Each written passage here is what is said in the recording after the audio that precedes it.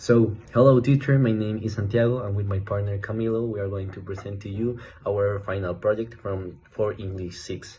That is of course about ecological urbanism, and the city that we are studying is Medellin. We are going to give some principal ideas and some point of view with our both of us with our careers. Juan Camilo is studying arts and me studying architecture. So first of all, I'm going to start explaining my point of view with ecological urbanism with the architecture. First of all, I would like to say that in architecture is a specialization or a master. You can do a specialization or a master in ecological urbanism or just in urbanism. But so it's architecture is so focused in this idea that we're talking in this semester. So first of all, I would like to say, and I would like to take the point of view of the materials, because when you're studying this specialization, because I read a lot of this topic, is that the first thing that they say you that you need to take account is the materials, because the materials you need to take account how they produce it and how they transportate that materials, because that transportation or that production has a lot of CO2, like they produce a lot of CO2, and that CO2 go to the atmosphere. So you need to look like how much that material produce CO2 and impact to the atmosphere.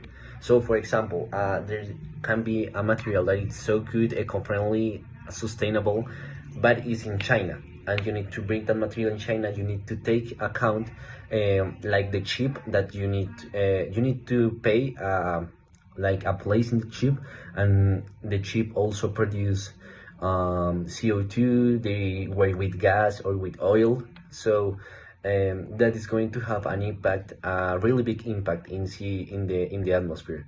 So you need to look, the material can be so good and so sustainable, but maybe the transportation it's so bad, and you are affecting more the atmosphere with that transformation, that the benefits that is going to give you that material being sustainable. That's the first thing, the materials.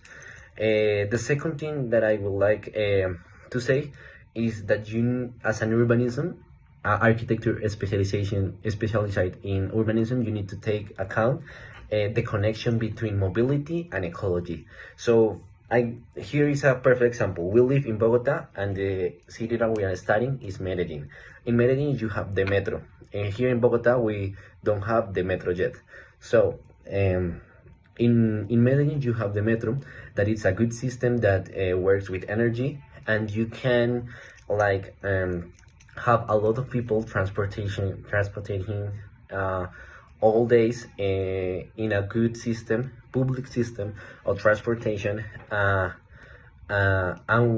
giving like a good experience, and a good public system of transport. You can like evit that the people select other types of transportation, like can be motorcycle or cars. So if you have a lot of people in one good system public of transformation or transportation, you can evit a lot of CO2 impact to the atmosphere, because you're not going to have a lot of cars, a lot of motorcycles, and you're going to have all the people in a good system of a good public system of transportation. Second, that example don't happen, for example, here in Bogota, because we have Transmilenio that works with oil, works like with all that CO2, that produce a lot of CO2, and yeah, and there is not so good system, so people prefer like to buy a motorcycle or a car in bad conditions, so you know that produce a lot of CO2, and you don't have all the people in a good system, and Medellin has that.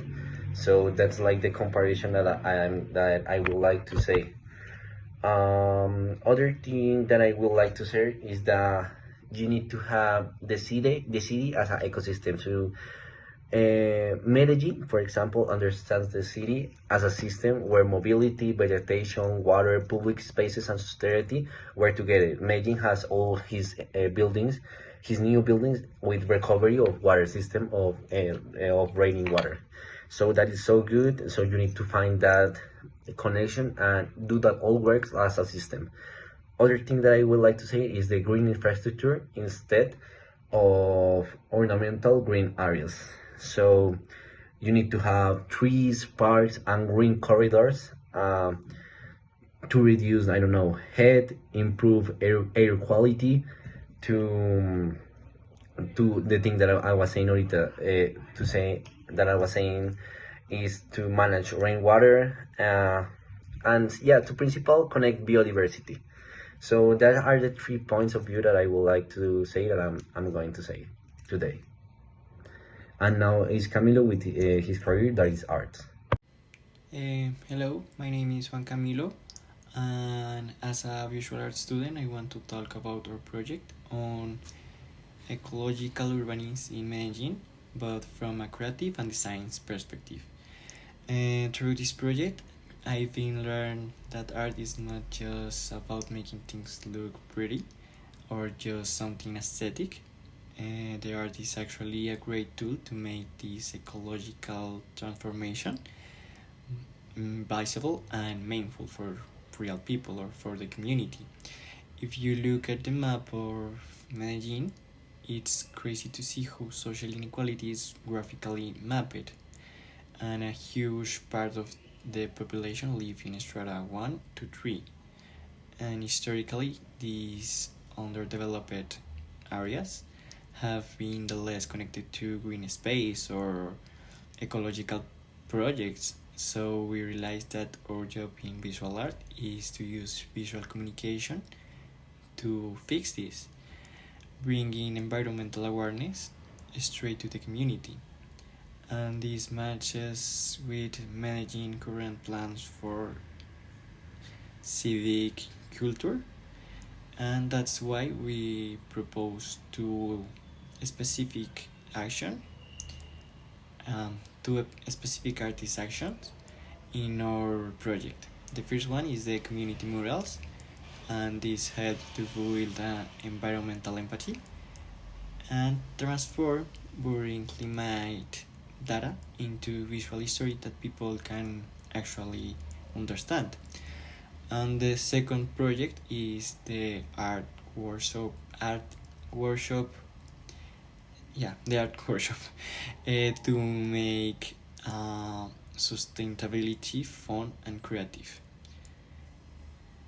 I think the visual design completely changed how we experience the city, and it helped us to move away from overdeveloped gray areas full of concrete and towards them into place where community feel more proud to live, more happy to stay in these areas.